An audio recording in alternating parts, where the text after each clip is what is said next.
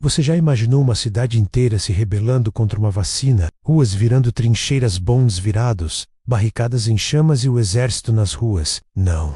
Isso não é roteiro de filme. Isso aconteceu de verdade aqui no Brasil. Em 1904, essa incrível e caótica história da revolta da vacina.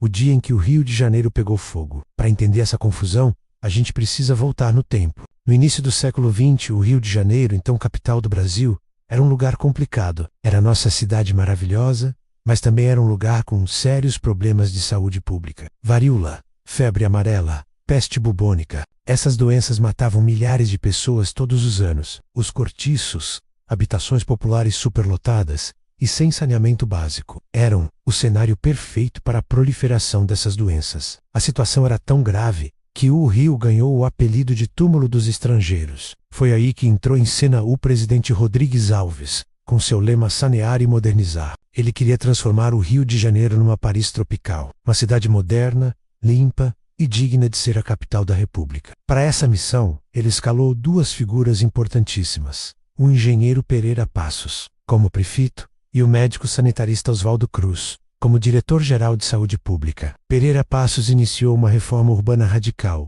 conhecida como o Bota Abaixo. Avenidas largas foram abertas, prédios antigos e cortiços foram demolidos, muitas vezes sem qualquer aviso ou indenização para os moradores, que eram majoritariamente a população mais pobre. Imagine, de um dia para o outro, você chegar em casa e ela não existir mais. Milhares de famílias foram desalojadas e empurradas para as periferias e para os morros, dando origem às primeiras favelas do Rio. Essa violência institucional já gerava uma enorme insatisfação popular. Enquanto isso, Oswaldo Cruz declarava guerra às doenças. Ele criou as brigadas Moto e Mosquitos, agentes de saúde que entravam nas casas para eliminar focos do Aedes aegypti, o mosquito transmissor da febre amarela. Eles vasculhavam tudo, jogavam produtos químicos, muitas vezes sem pedir permissão. Para a população da época, ter sua casa invadida por estranhos era uma violação enorme. Lembrem-se, a mentalidade e os costumes eram outros. A casa era um espaço sagrado,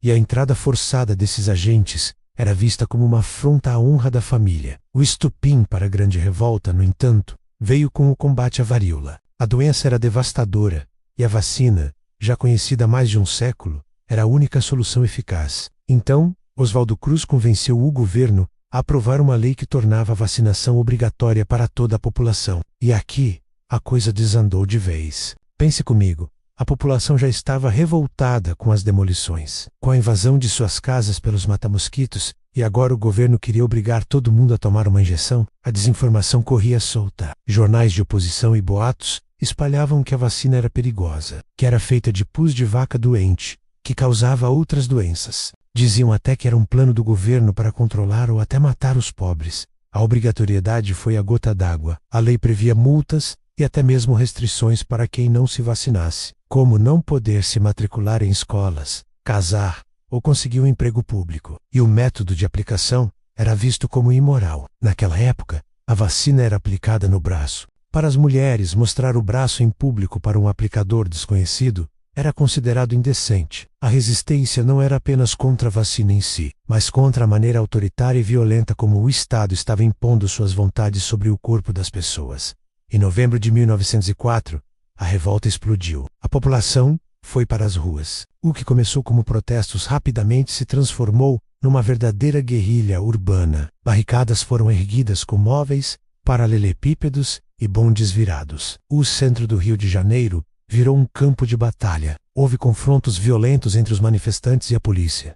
E depois, o exército foi chamado. Foram dias de caos, com tiroteios, saques e muita destruição. O governo, pego de surpresa pela intensidade da revolta, ficou acuado. A rebelião popular foi tão forte que até uma facção de militares tentou aproveitar o caos para dar um golpe de Estado. Mas essa tentativa foi rapidamente controlada. O foco principal era a revolta nas ruas. Depois de quase 2 semanas de conflito, com um saldo de dezenas de mortos, centenas de feridos e mais de 1.000 pessoas presas e deportadas para o Acre, o governo finalmente cedeu. O presidente suspendeu a obrigatoriedade da vacinação e decretou o estado de sítio, dando plenos poderes às forças de segurança para reprimir o movimento. A revolta foi esmagada com extrema violência. Mas aqui vem uma ironia da história. Pouco tempo depois, um novo surto de varíola atingiu o Rio de Janeiro com força total. Com a lembrança da epidemia e sem a obrigação, as pessoas correram voluntariamente para os postos de saúde para se vacinar. A população que antes se revoltava,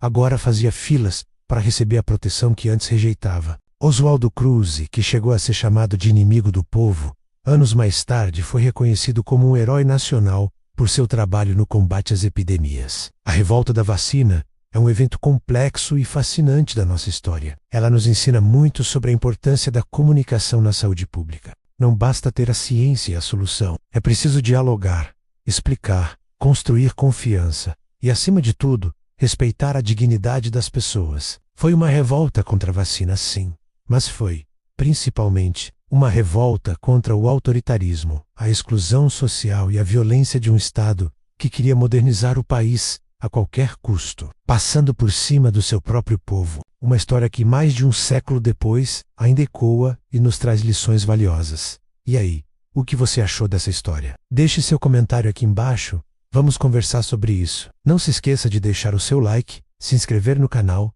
e ativar o sininho para não perder os próximos vídeos. Muito obrigado por assistir e até a próxima.